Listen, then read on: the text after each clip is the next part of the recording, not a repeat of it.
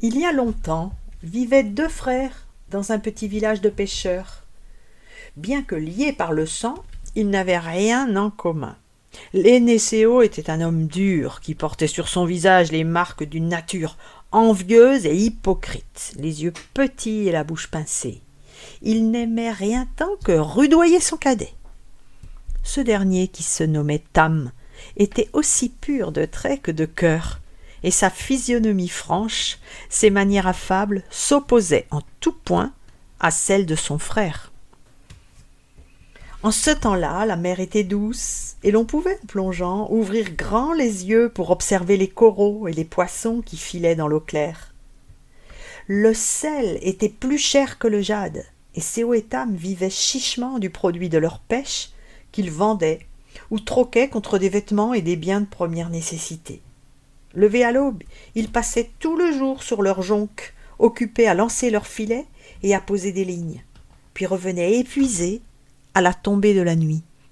Ils avaient perdu leur mère alors qu'ils étaient encore enfants, mais il leur restait leur père, avec qui ils habitaient, et qui n'hésitait pas à les accompagner pour les aider dans leurs tâches. Mais fragilisé par l'âge, le vieil homme fut attaqué d'une âpre maladie dont il ne put guérir. Sur son lit de mort, il appela ses enfants et leur laissa quelques ultimes consignes. Ayez la sagesse de ne pas désirer plus que ce que vous ne pouvez avoir. Montrez-vous toujours honnête et comportez-vous en frère fidèle. À présent que vous êtes seul au monde, tâchez de vous souvenir que la famille est notre bien le plus précieux. Et sur ces mots, il mourut. Le chagrin manqua briser le cœur de mais laissa Séo maître de ses esprits. Prétendant soulager son frère, il prit en charge le partage des maigres possessions laissées par leur père. Sans égard pour les dernières volontés de celui qui les avait élevés, il abusa de la confiance de son cadet et s'empara par artifice des meilleurs filets, de la jonque la plus solide, ainsi que de la maison familiale, dont il exila son frère.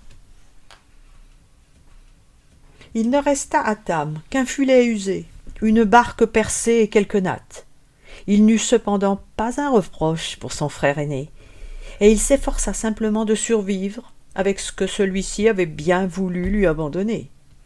La vie était dure, mais Tam ne ménageait pas sa peine. Malgré sa fatigue, il ne manquait jamais d'honorer la mémoire de son père, garnissant d'offrandes et d'encens l'autel des ancêtres qu'il avait aménagé près de sa paille. Un soir qu'il était particulièrement épuisé, il fit un rêve singulier. Un vieillard vêtu d'une tunique de soie, au regard plein de bonté, apparut pour lui dire « Mon cher enfant, je t'observe depuis longtemps.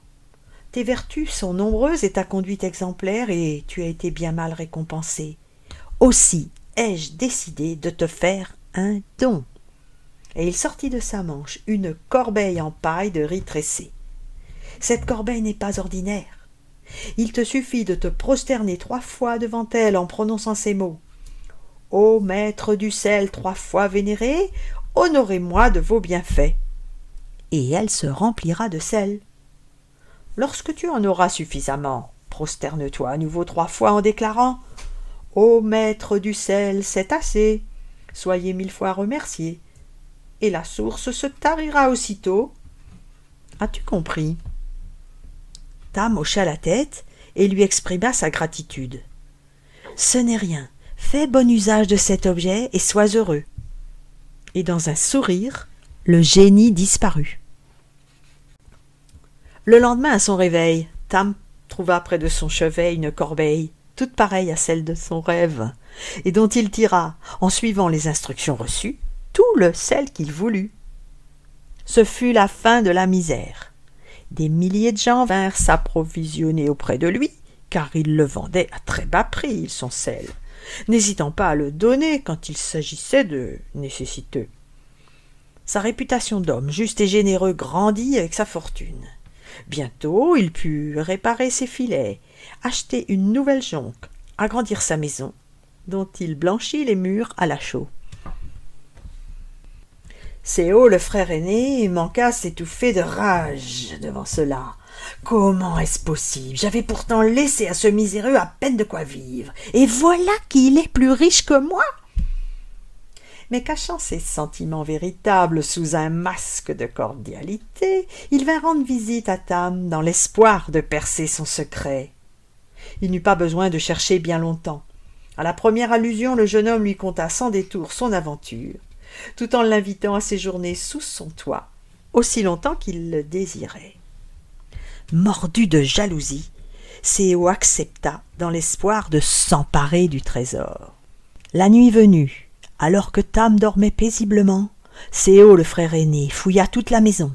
Il finit par trouver le coffre de bois dur où était rangée la corbeille en paille de riz tressée, le cadeau du génie, et il s'enfuit dans son bateau sans emporter d'autres bagages, assuré de pouvoir s'établir où il voulait grâce à la corbeille.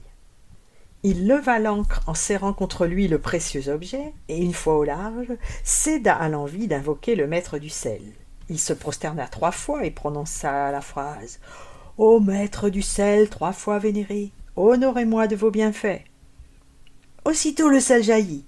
Séo poussa un cri de joie et regarda avec bonheur les grains remplir la corbeille, puis en déborder, jusqu'à couvrir le plancher du bateau d'un fin tapis blanc. « C'est bon, tu peux t'arrêter » déclara-t-il alors. Mais ces paroles furent sans effet. « C'est bon, je te dis !» Il commença à s'inquiéter. Le pont avait été entièrement recouvert, et la surcharge de sel alourdissait dangereusement l'embarcation. Pris de peur, Séo se mit à hurler « Arrête, ça suffit, tu vas nous noyer !» Il tenta toutes les formules possibles, injuriant et suppliant tout aussi vainement la corbeille. Le sel continua de se déverser jusqu'à couler corps et biens Séo, sa jonque et son avidité. Il continue encore aujourd'hui de jaillir.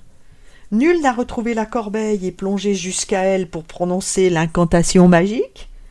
C'est depuis ce jour-là que la mer est salée.